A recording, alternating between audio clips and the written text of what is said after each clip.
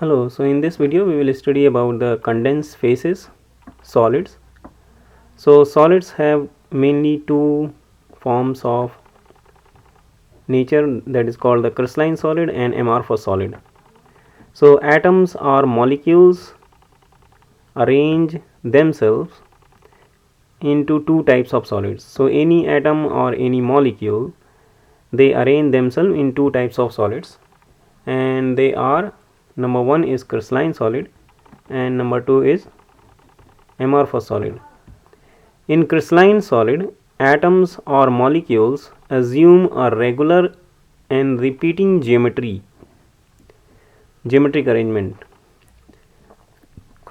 while in case of amorphous solid, atoms or molecules assume a random arrangement.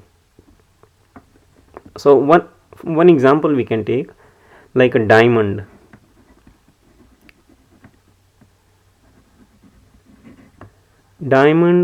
Or graphite, right?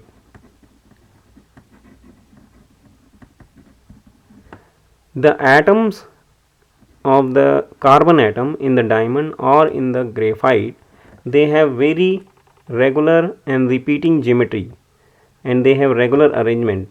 Or another example is sodium chloride, salt, potassium chloride. So any salt, they usually have good crystals.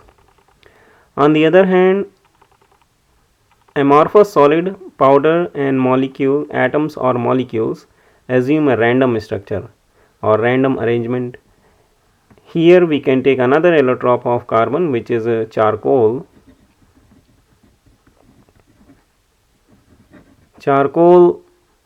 Carbon, they do not have any regular or repeating geometry, they have very random arrangement. Or wood atom, right? So these are the some examples of the crystals or amorphous solids. Let's see another how they are packed in the solid form. So condensed phase solid, packing efficiency. What is the meaning of packing efficiency? Packing efficiency in the crystalline solid is the percentage of space occupied by a given arrangement. So what does that means? It means that if we have less empty space in the packing of atoms or molecules in a solid, the higher the packing efficiency. The higher the packing efficiency, the density of a solid will be very high. So we can use this formula that packing efficiency can be calculated using volumes of atoms in unit cells divided by volumes of unit cell, total volume of unit cells multiplied by 100, right? So for an example, you can take these two examples pictures. In the first picture, these are the colored marble, they are in the bigger size, right? They are in bigger size, they are arranged in a very regular pattern, and if you notice that they have large space in between. So this is empty space.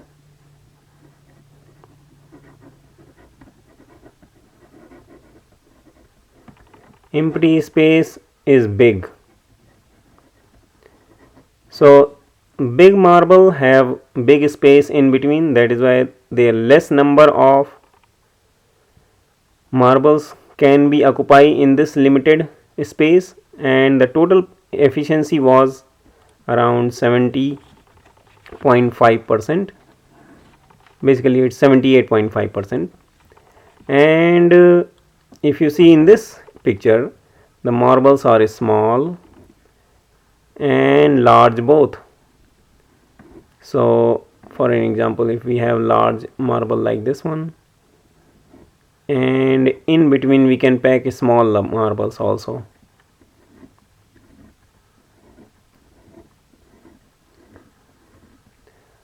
Or we can pack small marble also. Or if we have a small size of marble, the empty space is very small. Empty space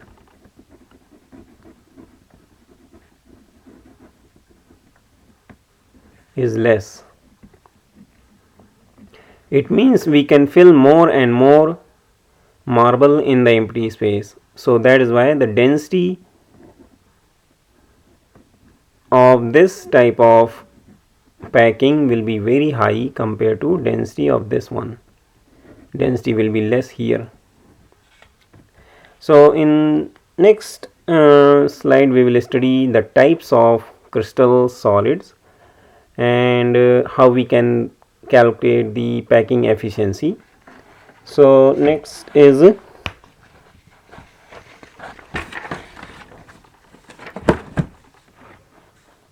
condensed phase solids. And before understanding the packing efficiency, we have to understand there are three types of solid which are in this course you have to study. However, there are many different other types of solids are also, but we have to study mainly three type of simple cubics, body centered cubics and face centered cubic. So before that we have to understand what is the unit cell. So unit cell is the smallest collection of atom, smallest collection of atoms that display all the feature of the crystal structure, right? So what is the meaning of unit cell? Unit cell means the smallest collection of atoms that display all the features of the crystal structures. And three types of cubic unit cells are there. Number one, simple cubic is represented by SC, small s, small c, and body centered cubic is BCC, and face centered cubic is FCC. With an so how many atoms are in simple cubic? Containing 1/8 each of 8 corner atom. Body centered containing one additional atom within, and face centered with an additional half atom of 6 atom along faces. Coordinating number is the number of atoms immediately adjacent to the any given atom. So these are some definitions. Unit cells, what is the unit cell, what is the coordination number. So let's understand a little bit more about the coordination number. And for each body, each cubic cell unit. So in this kind of unit cells, simple cubic, so here we can make a simple cubic like this one, right? So this is my simple cube, and in this simple cube each corner have one atom. So 4 atom this side and 4 atoms are on the other side. So if we can extend this one, so you can notice what will happen here.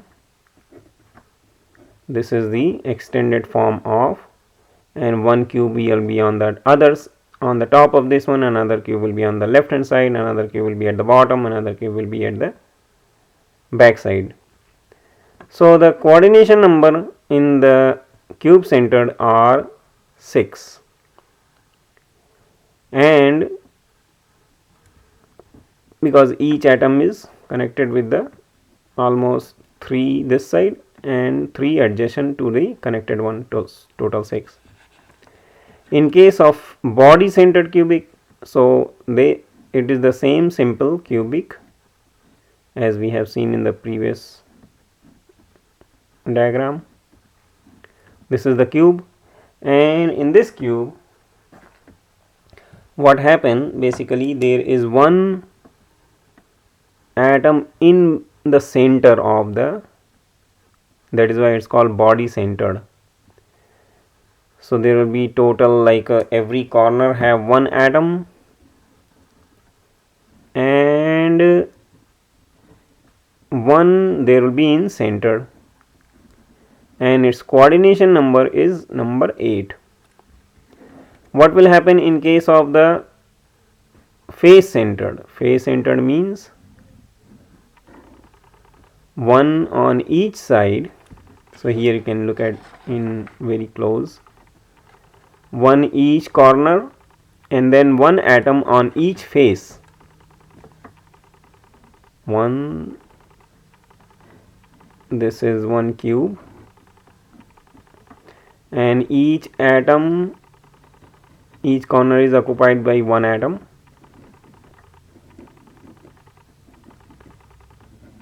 Like this one, and then each face will have also one center, when one atom in the center, like this one. So total coordination numbers will be 12. So these are the simple 3 type of unit cells we have to study in this chapter, and in the next video we will study how we can calculate the packing efficiency. What is the formula for calculation of packing efficiency?